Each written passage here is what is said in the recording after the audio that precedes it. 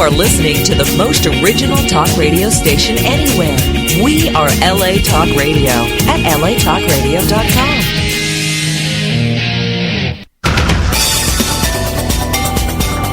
You're listening to the You Are the Money Self-Investment Radio Show with Wes Hall, right here on LA Talk Radio. Good afternoon and welcome to the You Are the Money Self-Investment Radio Show. I am your host, Wes Hall, and normally I say on another beautiful sunny day in sunny California, well, I can't say that today because it's cloudy, man, but it's still LA, it's still California, and we've got a great show for you this afternoon. If you're just tuning in and just finding out about the show, one of the things I need to tell you is this show asks the question, is it only the stars that have the ability to take advantage of their talent? Is that just something that the talented few get? Or do each one of us have something that's so uniquely ours? Do we each have a talent that if we find it, we can actually live a dynamic life and really go into empower people all around the country and all around the world? And we've been exploring that question for, since I guess July. We've been really wanting to know, and because it's one of those things you always hear about, right? You always hear about a purpose-driven life. You hear about these people that are living their purpose, and you say, Wes, I hear about it. I'm working my job. I'm listening to you on the radio, but I still haven't found my thing. How do I do it? And when you think about the economy right now, it's not enough. There is no such thing as job security anymore, right? You can work a job and they can come tell you, hey, we've moved this thing anywhere around the world. And so what do you have to do in terms of finding your own talent, finding your thing? So each and every Thursday, what we do is we bring guests on the show that are already living a powerful and dynamic life. And you kind of get to eavesdrop in on what it really took. Because by the time we see the person on stage or around the world and they're doing all these great things, we never get an opportunity to reach in and say, hey, how did you do that? How did you do that way back then? How did you overcome your fear? So we appreciate you hanging out today because this is the show where we bring you the folks and we talk about those things. And today I'm excited because when you talk about talent, my guest today epitomizes it. I mean, when you talk about it, it just oozes from this man. It's just a natural thing for him in terms of talent. And you've seen him all over the country, all over the world. You've seen him in Glitter, Not Easily Broken. He was on The Real Husbands of Hollywood. That show just cracks me up. I'm going to talk to him about it because I need to know the inside scoop to a couple things. We've jammed as a former radio personality. I played his songs for countless years in the club and we've jammed. He's a 4-time Grammy nominee and I'm talking about the sensational Eric Benet. Let's take a moment and welcome to the show. Hey, Eric, how you doing, man? Wes, how you doing? That was an incredible intro. Thank you. It's all true, man. You are a busy man. I'm looking at your resume and I'm following. You're in the studio with Greg P. I mean, he's phenomenal. I'm talking about Greg Gaines. You're making appearances around the country. You've got a European tour that's coming up where you're going to, go all and do that in the UK and et cetera. Plus, you're giving back with a program for substars, and I want to talk about that. What are you doing, brother, to keep all this energy alive? Man, I think you put it so eloquently in your intro. Wow. I mean, I think when you find something that you're passionate about, it doesn't feel like work. It just feels like you're, putting your energy into something that just feels like fun and feels positive. And I think when you do that, not only do you positively affect your own financial situation, but in turn you kind of you transfer all that to to everybody who's watching you do your thing. You empower and you inspire other people. So I mean, it's I'm having the time of my life right now. When you take a look at that, because you said something, and one of the things about the show, Eric, is we really want the listeners to go on the inside. As we do our things, whether I'm on the air, whether you're an entertainer or you're singing, they get a chance to experience us in a way where they're experiencing our talent. But a lot of times they don't get to see the moving parts that go on and to make that happen. And you made a critical point right there in terms of loving what you do. and so that it doesn't make it work. So I want to kind of, if you will, kind of like go back in time for that listener and say, okay, were you first of all, you grew up in Wisconsin, right? Yeah, man, I was born and raised in Wisconsin. I had a wonderful childhood, man. My dad was a detective for the city of Milwaukee, wow. And mom raised our little knuckleheads at home. I got 3 sisters and 1 brother, and I'm the youngest. And my parents just always instilled in us a sense of purpose, a sense of gratitude, humility. But one of the big things was just a sense of drive, find what you love and keep fighting for it and never give up. And I think, you also mentioned something else in the intro, like helping people to find out, like, how do successful people do that? How do you do that? Right. When I think about that, it's almost like the Dorothy and the in the Ruby Slippers, metaphor. It's like she spent this whole journey, like, trying to get home. But the whole time she had her little sparkly red slippers, all she had to do was click them, and she was there. Wow. So I mean, when it comes to people who are, some people are just searching for that. What is my purpose? Like what? Like how can I be successful? And you already know, because there's something inside each of us. When we do it, when we talk about it, when we learn about it, there's something in our gut that just excites us, and maybe you don't think of that as a career. You may think of it just as a hobby, or you may even think of it as a game. But whatever, sometimes that thing that just resonates in you when you think about it, or when you're doing it, or when you're reading about it, or you're seeing somebody else do it. Right. That's probably what you're supposed to be doing. And and that's how it was with me for music, because, I grew up in a family where we just sang. We probably sang and played instruments more than we talked. Interesting, right? It's how we communicated with each other. Now, so Eric, let me jump in there with you. Let me jump in there with you real quick, because there's something I don't want the listener to miss. A couple of things that I've noticed as I've been talking with folks over the course of this show is there's this internal well of greatness that it appears. Okay, now watch this thing. When I was talking with Eric Rohn, the manager of Cedric, and he was talking about my parents, even though we didn't have all the money, they made me feel on the inside that I could do anything. And absolutely, it seems as if there's this recurring theme. I talked to the comedian Linnell last week, and she had a different spin on it, but there was still some internal feeling. Talk about early on, what contributed to you having that feeling that you could, just do what you wanted to do? My mom.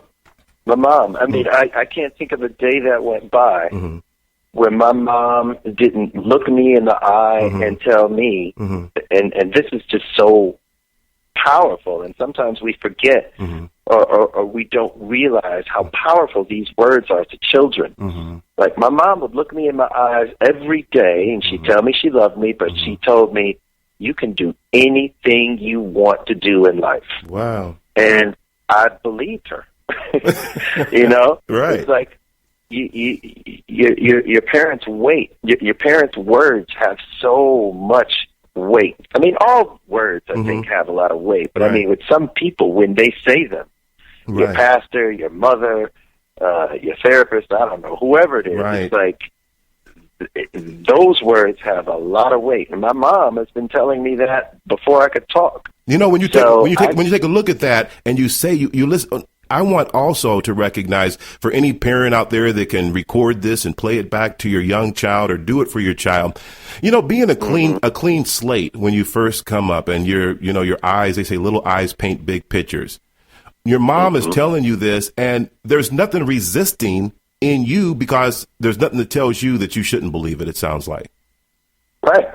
And so as you take a look at that, and being the youngest of your siblings, everybody's doing entertainment at the house. How is that impacting you?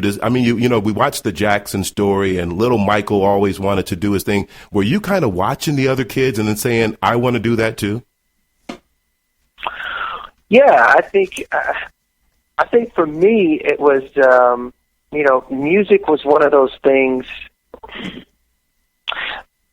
It was almost as if I thought every family was like my family. Wow. So I thought every family just broke into harmony. I thought every family sat around and played instruments and sang. I thought that's how it was. So for some reason I had some kind of compartmental, I separated this.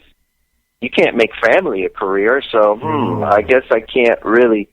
I don't know if I'm saying this correctly, but I never realized music as a career choice for some reason, because I thought everybody was this way, and I thought, okay, I have to have I suppose I got to think of a career or a job, because it certainly can't be this thing, because everybody's like this. But I think I realized, probably around the age of 8 or 7 or somewhere around there, those formidable years, it's like I realized, every family isn't like this. I think we have something special, but also, more personally, I feel like I got something special. So I think somewhere right around the 8, 9, 10, I realized maybe this is for me. Wow. So go ahead. Yeah, it's one of those things where, going back to what I was saying before, it's like it's been there all along, but I never just really realized that that was my purpose. And so when you look at that, and you transition that, and now you're 7 or 8, and you have this internal feeling, that's one of the things about this show that I think that we're going to find consistent. And I want to know, how do we now, especially I work over at Crenshaw and Dorsey High School with the young kids, and a lot of times they can't find this thing. They talk about going to college, but even by the time you talk to a senior and you say, well, which college are you going to, man? He's like, well, I don't know, but I want to go, or I want to do this, I want to do that.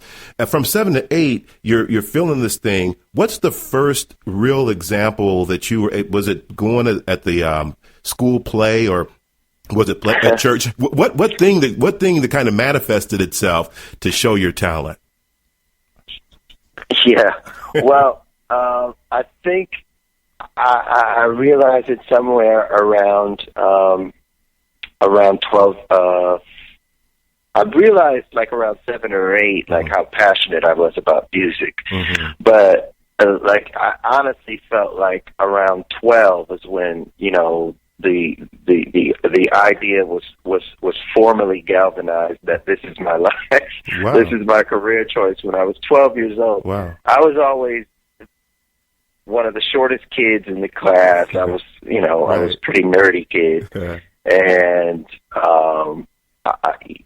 I was, for lack of a better word, I was one of the kids that didn't really get a lot of attention. Right. So there was, that's hard to imagine, Eric. That's hard to imagine, but okay. Well, it's real, and we can all, each one who's listening to this program right now, we can all think back to our child. There are many of us who are the 8, 9, 10, and 11-year-olds who, for whatever reason, they weren't the popular ones. That was me. That's right. They got picked on a lot, blah, blah, blah.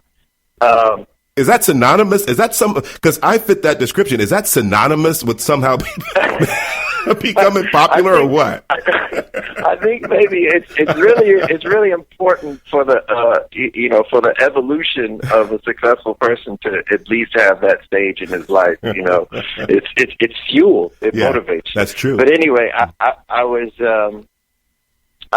12 years old, and it was a school play. If I'm not mistaken, it was 7th grade or something like that. And I had a solo. I sang a solo in the musical, and there were girls who I had crushes on, and there were cliques that I wanted to.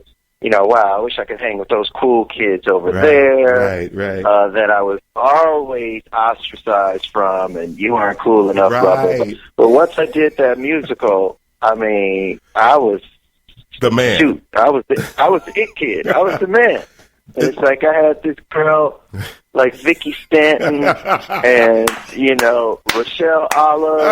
All of a sudden, they were just like at my locker all the time. I was like, Whoa! Wait a minute. Some power right here. EB. So why is it when you grow up, right? How come you remember their first and last name, right? Like Pam Dixon. Oh man, it's like you can remember because that was. I mean, I remember like when India.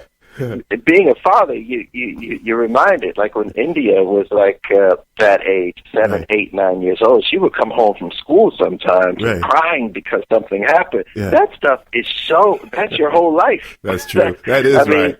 That's the most important, social network and that's right. That's right. So you remember those names. You remember the smells of the room. Right. You remember how you felt when you got that first heartbreak. So that stuff is like really matters. You know, when I watch Nick Cannon, one of my favorite movies when we talk about this is Nick Cannon's got that movie Love Don't Cost a Thing, where he's a nerd. Mm-hmm. He's the pool boy, and he goes from being the pool boy and he gets to be cool and all the way up. And then not only does he have to learn. It's almost like when Denzel played Malcolm and he had to learn how to be cool. You know what I mean? When he was with Spike. Right. And so, but then not only do you learn how to be cool, you become the epitome of cool. And as you move up now, so you're doing the play. What's the first feeling? When you're dealing with stage fright, how did you overcome and not just stop right there, but keep going towards your dream? Well, I think dealing with stage fright is one of those things that I think a true barometer for a performer is you're supposed to feel stage fright, but if you got the goods, once you get on the stage and you open your mouth, it should go away because people are really feeling what's happening in that moment. I mean, it's still that way today. I get stage fright right before I go on stage, and as soon as I get on stage and I start doing my passion, what I love, fear is replaced with something which is completely the opposite of fear. Right. But and I don't know, man. It's just.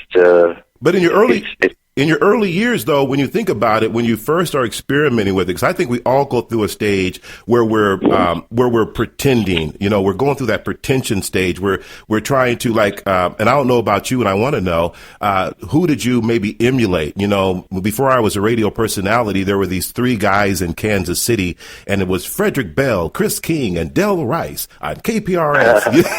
And I used to be just like really practicing with these guys. Was there someone as you grew up that you emulated that you kind of admired? Well, musically, absolutely. Musically, the first person that comes to mind is Stevie Wonder, and these days it sounds like a damn cliche when you're talking to an R&B singer. Everybody says Stevie Wonder. Well, there's a reason for that. So, because I mean, he truly is. Genius, and that word is thrown around so glib and too often and unwarranted, but he truly is a genius. From the causes that he's fought for in his life, to his unbelievable vocal ability, to his arsenal of musical prowess. So I would listen to those Stevie Wonder records when I was a kid, growing. Not just Stevie, but Stevie, Donny Hathaway, the Beatles, Marvin, Gino Vanelli, Steely Dan, artists who really treated music as paint on a canvas and just created beautiful images with their arrangements. And I think those are the artists who I've emulated over throughout my career. When you talk, you said something right there, though, Eric, when you talked about an artist that, paraphrasing how you said it, on the canvas, when you become a conduit, when music just flows through you. Talk about, because somebody might think, okay, man, you're in this family and everybody's, gifted. So that's just your thing. But talk about how you had to develop your talent. Did you have to take music, or on the way up, how did you refine your talent to the point of where it is today? I think the best way that I refined my talent was, I think in church. I think it really started in church. Mm-hmm, mm-hmm. Realizing that there was something very that I had something special. Mm-hmm. Realizing that I could touch people very spiritually and emotionally. Mm-hmm. That first came in church. Mm-hmm. And Sunday after Sunday, mm-hmm. Not to minimize the power or the purpose of gospel music at all, but it was a beautiful teaching tool mm-hmm. of performance. Yes. And from there, it was, I got with my sister mm-hmm. and my cousin George. Mm-hmm. In my early teen years, we actually formed a little music group where we were constantly writing songs. Right. And that was quite the refining process. I never really took and I don't recommend this, mm-hmm. but I never really took music lessons. It was just something that it was a talent that I always had. Mm-hmm. It was something, I don't know. It was instead of taking lessons, I just felt like I wanted to write songs. Wow, that's amazing. That's amazing that you can have that kind of talent and just keep working and believing it. That's why when whoever's listening right now, and you've got something and you keep working it. I mean, I follow pretty much the same script on my, in terms of being on radio. It's been trial and error. It's been trial and error. And when you take a look at that, I guess church, church can sometimes be like Showtime at the Apollo. They can give you they can give you the... You ain't lying.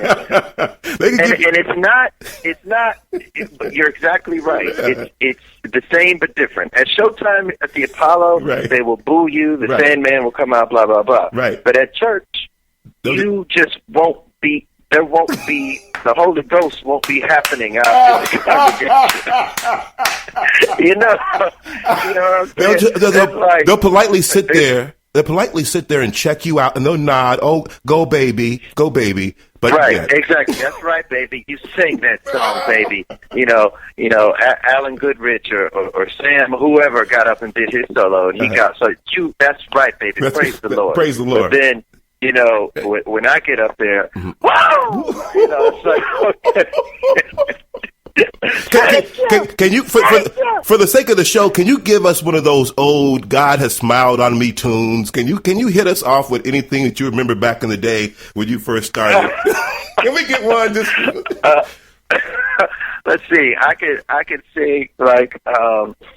What you got? What you got? Just off the top? Because mine, I couldn't sing, but they always had me singing "God Has Smiled on Me," and it was a torturous when I would watch it back. But what was one of the ones that you remember that you would just blow and knock the church down? Let's see. I remember a song mm-hmm. that I would sing, mm-hmm. and it was a surefire. It was "Give Me a Clean Heart." Mm. It was "Give me a clean heart." So I may serve thee. Lord, fix my heart so that I may be used by thee. You start breaking that down, and it's like, the nurses would have to come out throwing, water on people, and it's like, okay, so it's like it was like, you're right, it was like Showtime at the Apollo. Man, when you think about, hey, Eric, when you think about that though, man, that is when a gift is more. Well, that is when you recognize you have a gift. when your gift is more than just for you, when you're using it to the edification or to the, manifestation of the word. I mean, that what you just sung right there, that's what we go to church for, first of all. We go there first to, of course, we want to hear the word and all those things, but the singing that comes before it. And so now I want to take you to a place to where you're singing in church, you've got these things going, but now you're moving into your professional life. We all want to aspire to a certain place. Talk about the first time you actually get signed or somebody takes you seriously in the industry. What was that like? Well, it brings to mind a phrase, the music is easy, but the business is a bitch, so right. The music just flowed from me, and but I really had to spend some time learning the logistics, the ins and outs, the booby traps in the business, and there were quite a few years of that. The manager who's stealing from you, right, who takes advantage of you, right, the publishing deal that you never should have signed, right, the record label who basically has no intention on making you a priority, being stuck at a record label for years and years and feeling like, okay, they really don't get what I'm trying to do, but on one hand, I'm grateful I'm here because so many people are trying to get a record deal, but at the same time, damn, I wish I was gone so I could go somewhere else where the executives really understood what I was trying to do. So, I mean, there's all of that. Right. That's part of the journey, part of the process. And I've, to the point now where I've gone through that graduate school and doctorate, if you will, of learning how to do it. Now I've been blessed to have my own label, and I'm releasing my own music on my label, Jordan House Records, and we actually just signed a few artists, and I'm in a position to help some other people, get their creative vision out there. So I mean, it's truly a wonderful journey. It's a painful journey, right? But wonderful. I like when you talked about paying your dues because so many people don't understand that game. I was talking to Layla Hathaway a few weeks back, and she was talking about paying the dues. And, sometimes you go through that void in your career to where, you're still doing the things you're doing, but, trying to get that next deal. But I was noticing you did like a self-titled album in 1992 and sold over 100,000 copies. When you're young, in your young career, when things like that are happening and do you finally say, wow, I'm there? What does that feel like when your talent finally crystallizes or manifested into your first dollar bill? How's that feel like? Well, the naivete of getting your first record deal can be a wonderful feeling and then a huge letdown. So it was incredible being this kid from Milwaukee who had these dreams of, making music all over the world, getting a deal. But then it was equally heartbreaking to realize that when it comes to the record label, oftentimes the artist is just another a brick in the wall, right. That in no way, shape, or form is any priority to the powers that be, right. And you have to fight to either get that priority or fight with your legal team to get out of your deal, which is quite a process. Well, and I think that's the disillusionment, and that's another thing that comes along with talent. You have this great talent, and all your life. I mean, think about early on in your career before you know all this, and you're watching the industry, and here's one for you. Can you remember the first time you heard your song on the radio? Your first song on the radio? I do. Okay, what was that? I remember that vividly. I would think it would be difficult for any artist or any recording out there to not remember the first time they heard the song on the radio. I actually was told day before by my sister and I. My sister Lisa and I, we were signed to EMI Records. And we had a relationship with all of our promo team. And my regional promotion director called me the day before, and he said, look, I don't know when they're going to play it, but sometime within the next 5 hours. Tomorrow. Okay. He gave me like this set amount of time. It was like sometime between, and it was early too. It was like sometime between 6 a.m. and that was a good slot. Now that I think about it, people getting ready. That's true. 6 a.m. and 9 and 10 a.m. They got to play your song. So I set my alarm clock. I woke up and I was just in my bedroom, and they played it. I screamed, I jumped, I called my sister, and it's an amazing feeling. You know, you like I said, that naivete, you feel like I made it. I made it. But the truth is, you didn't even get started yet. You just the work is just beginning now. That's what people need. That's what young people need to hear from, because what they think is, I was working with a young man, and I work with a lot of folks that maybe got their first piece on BET or something like that, and they thought, wow, I've made it. I'm here, man. I've done it. And I'm saying, wait a minute. No, bruh. There is a lot more that goes to actually, climbing this mountain. So you're right. You have to pay your dues. Right. Yeah, you can't be at base camp and saying, "Wow, I just climbed Mount Everest." You gotta look back. Okay, 20 years from now, bro, let's look back and see if you're still here, and you're still making music, and you're still doing your thing. Then you might be able to say, "I made it." But you might be able to say, and you may be able to say, "I had a visual success, but it wasn't a monetary success." There's a big difference. The bigger trick. And now, I want to talk about motivation, because there's a song, "You're the One." I played so many of your songs over the course of time in the nightclub. Your motivation for your songs. Do you know if a song is a hit when you're in the studio making it? Like this one I want to play, "You're the One." Where'd that come from? I do. Okay. I do, man. I feel when I'm writing songs, I feel like with any art, there are crucial ingredients to creating art, whether it's sculpture, whether it's movies, whether you're a screenwriter, whatever, a painter, whatever it is. I think the crucial one of the crucial ingredients is honesty and complete vulnerability and just surrender. Wow.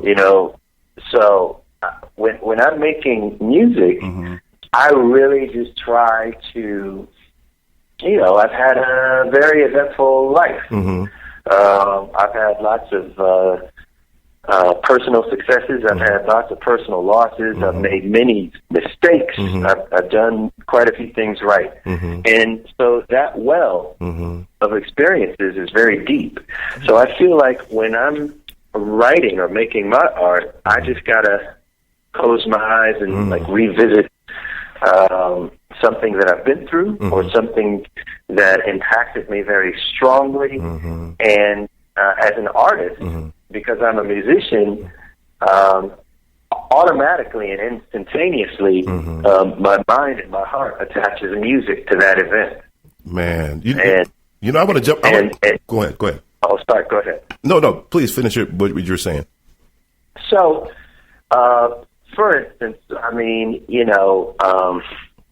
sometimes it can actually be distracting as a songwriter because there's always music going through your head, sometimes in the most distracting times. But, you may think back, wow, I remember that time right after college. There was that one girl, and we said we were going to move in together, and blah, blah, blah, but then she had to move on. You start thinking about this very personal and impactful experience in your life. And for me, there's always, my mind always attaches music to it. So, so I just kind of grab that little music I'm hearing, and then I'll put some of the emotional experience into poetic words and bam, next thing you know, you got a song. I want to jump in. Let me jump in with you for a moment on this one, Eric, because you said something that I don't think very many people know about really performing. You used a couple words. You used vulnerability and the phrase complete surrender. As a keynote speaker, one of the things when people are looking in your face, they get the opportunity of looking, like when you turn away from them and you're talking to someone over here, they can look right in your face to see if you're honest about what you're saying, right? And there's this honest, you use the word honesty too. There's this thing that people look for. It's almost like, for lack of a better way, how dogs can sense if you're fearful or not without you saying so? People sense it. They know it. They know if you're being honest. And so therefore, the ability to take off your mask and be totally naked and vulnerable in front of your audience and then to release your magic. That's art. That's special, man. That's hard. That's hard, but that's special. And I'm going to play this song. People have heard it for years. Tell us a little bit about "You're the Only One." Well, you're the only one is one of those experiences. I mean, it's as men, we've all lost, and sometimes we were the choreographer of that loss. That's true. Unknowingly often. It's another case of you never know what you had. You never know how thirsty you are till you can't find a damn water faucet anywhere. So it's like love that once was. Right. An often recurring theme in music, and you realize how special this person was to you, and that's where that song came from. Eric Benet, "You're the Only One."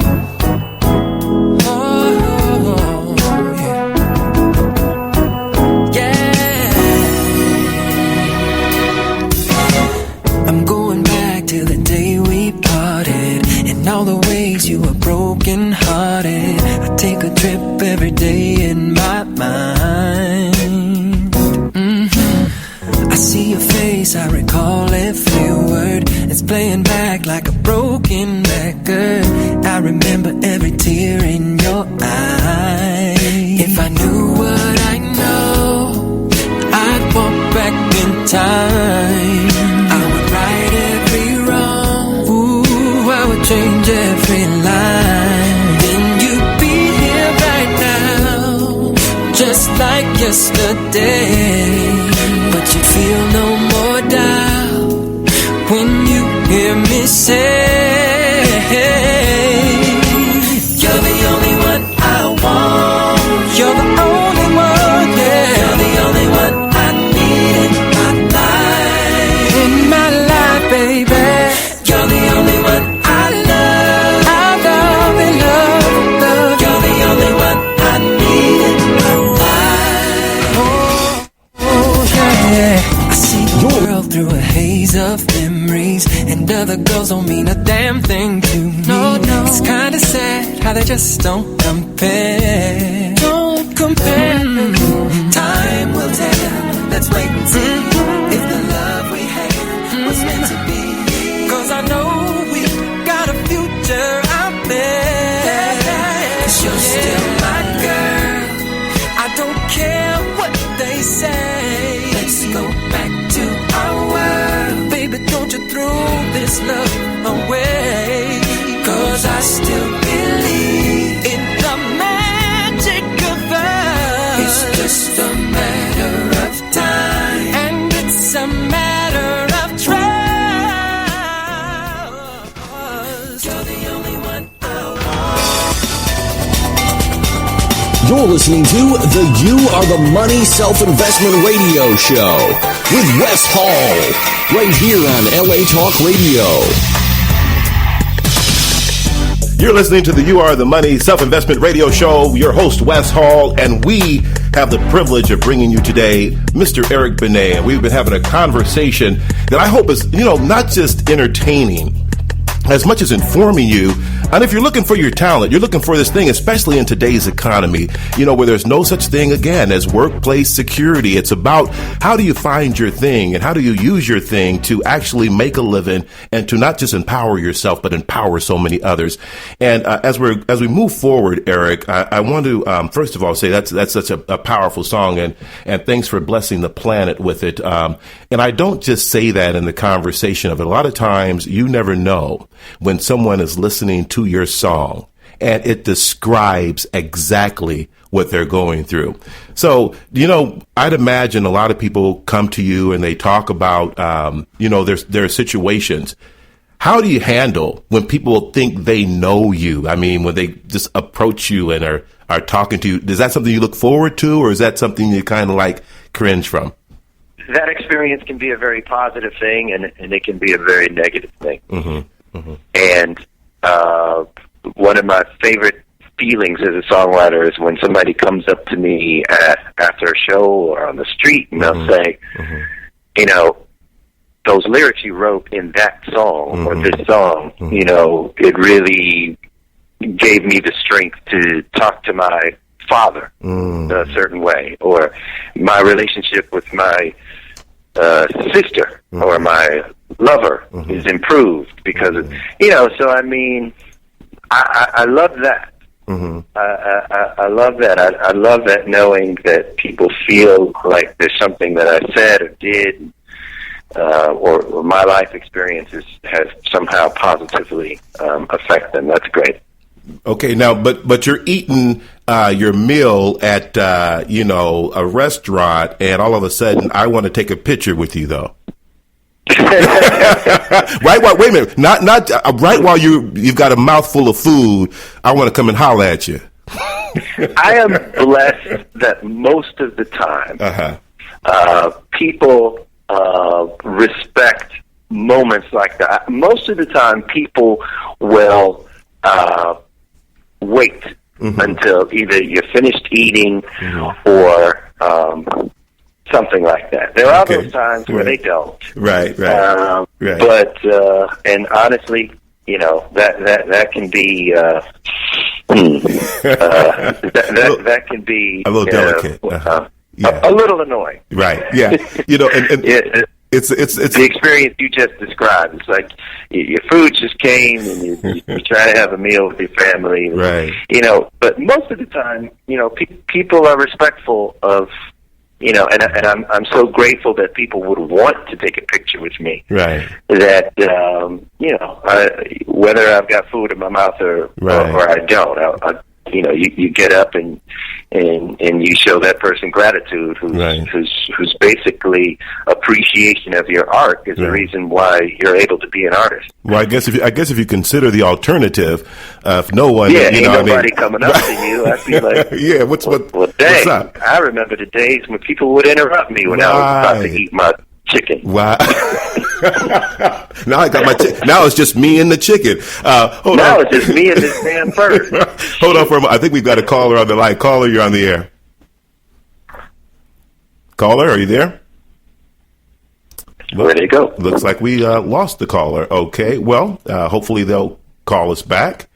Eric, do I still have you? Let's see. I am telling you, we are having a day today with my phone lines. Let me, I'm just going to call both lines here. If you're just joining us, we're talking with Eric Benet. Let's see. Oh my God, there goes the phones calling on the line. Where's my engineer? This is what you got to love about. I'm here. I keep walking to this one part in the house. No, see, there it is. It's gone again. I don't think it's you as much as it's me hitting this button. Let me try here again to get Eric on the phone. Oh, I love it. And this is what this is. Are you there? Yeah. You know what? I'm still, Eric, I'm explaining to the listeners, in terms of live radio, I didn't see the show, but I read about Beyonce, and she had accidentally fallen down the stairs, but she didn't miss a beat in terms of her performance. Did you hear about that? When did this happen? No, it happened, I think, about a year or so ago. But it was. Oh, yeah. Yeah, it was interesting. It was interesting because when you're used to doing shows, when you're doing live shows, and you know this too, it doesn't matter if there's something wrong with your mic. It doesn't matter if the technicians mess up. The show must go on, and you have to look like everything is just cool. Well, that just speaks once again to, first of all, just look at her career. Yep. So Yep. obviously she is the epitome of professionalism and expertise in performing and being an artist. Right. But somebody with that much success and experience and grace, of course, they're going to handle the situation exactly like you should. Like, right. You can fall on your face. You can dang near pass out during a performance. But you are going to, you're just going to keep going. Nothing's going to stop you. The show must go on. And that's what you have to do as a performer. I remember one time, this was very early in my career when I was in a top 40 band, way back in the 80s. But I was at a state fair performing, and they had to use two stages. They had to push two very small stages together to get our entire band on the stage. And throughout the performance, the vibration of the bass in the band, the stages started to move apart. No. And I didn't realize it until I walked right into a hole that was created by the separation, and my entire leg was stuck in this little crack. No way. And I was right in the middle of a song, and and I had to, if I'm not mistaken, it was like Bobby Brown, every little step you take or something like that. And I had to just stay and finish the song stuck. Finish the song stuck in the hole. You finish the damn song stuck in the hole. That's right. Whatever's going on. And I'm sure Beyonce learned that lesson way before there was YouTube, and she probably learned that lesson like I did, when she was still a teen or still really young. And now there's YouTube; everybody can see your mistake. Exactly. So I want to because we've got 2 minutes, man. This has gone so fast. I want to cover some of your work though, because now we talk current day. You've got your European tour that's coming up. Talk about the tour. How you're feeling about that? You and Brian McKnight. What's your energy? What are you feeling about the tour coming up? Well, the tour is going to be crazy. I mean, the shows are selling out all over. We're doing Germany, London, Paris, Copenhagen. So I should have the calendar in front of me. I don't, but we'll be there a solid month. To sold out audiences and just doing what we love to do. And people can come to my website, ericbenet.net. If you'd like to keep up with my schedule and see what I'm doing. And let's briefly talk about the the television show Substars that we're trying to do. Right. My producer buddy Phil Viardo came up with the idea of a national talent competition, and I know that when people hear that national talent competition, you think of X Factor and American Idol, but this is very different from any of those shows. It's a talent competition of subway performers and street performers. Wow. So these are people who aren't, they just decide, I'm going to audition for X Factor. And, in my opinion, a lot of those shows are just glorified karaoke shows. Right. These are people who wake up every morning and they make standing on that corner, standing in that subway their life. And it's a really incredible project, and please come to substarstv.com to learn more about it. And so you're going around the country. When you think about it, I was just talking with Tyrese's people the other day, and I thought about that Coca-Cola commercial that Tyrese did back in the day, and he's on the bus and he's singing Coca-Cola. But there's so many people. I mean, think about when you're trying to get discovered, right? And you're on the street, you're doing everything you can. So what you're saying is you guys are actually now providing a vehicle for the folks, for the underground, people who don't have maybe all the resources to get discovered. Now they have a possibility of Eric Benet and his crew finding them and taking their career up the ladder. Wow. Absolutely. And I can't tell you how many times I've been walking through subways or walking down the street and I saw somebody performing and I thought, why the hell don't you have the deal? Exactly. You are ridiculous. Wow. So this show will give those people that opportunity. You know, I was waiting. I knew that was coming and talking with you, man, in terms of your career. I knew there was that philanthropic or that give back arm, because what we talk about in terms of talent, it's not enough for it just to, you know, empower our lives. It's about really touching others and leaving a legacy. So I'm really glad and proud to hear you saying that. In closing, because we ran out of time, my engineer is looking at me. I guess I better get out of here. Leave the listeners with anything that you'd want to share with them, Eric. Well, I just want to reiterate that if you can dream it, you can do it. Yeah. It's there in you. Yeah. Follow your passion. I went from this cat in Milwaukee who just had no idea what I wanted to do with my life, but I knew I loved music and I knew it resonated with me somewhere until I made that leap to do it. And now I have a record label, Jordan House Records, releasing my own music, and we just signed 2 amazing artists. Wow. We just signed Calvin Richardson, who is an incredible soulful singer and an amazing, beautiful, artistic artist. Her name is Guapale. A lot of people know and love Guapale. Right. We're in the studio making those records right now, and just don't give up. I mean, it's it's sometimes it's darkest before the dawn, and I mean that's like a cliche, but it's real. That's real. Some people need to hear that right now. You know, man, I appreciate you taking some time. You could have been doing a lot of things, but you took time with us, and hopefully somebody listening, learn something powerful from you. Tell everybody where we can find you again online. Please follow me on Twitter at eBenet, EBENET, or just come to my website, ericbenet.net, and you can, you'll find all my little Facebooks and all whatever the hell I got. Instagram, all that stuff, all the cyber stuff. All that right there. Eric, man, this has been powerful, bro. I appreciate you hanging out. Enjoy the rest of your day, man. Thanks. Happy holidays, everybody, and God bless you all. God bless you, bro. You've been listening to the You Are the Money Self-Investment Radio Show. I am your host, Wes Hall, and every Thursday we bring you the guests who are living powerful lives, dynamic lives, changing lives, transforming lives, and being a powerful entity in others' lives. Hey, until next week, happy holidays to you and yours, and until then, peace.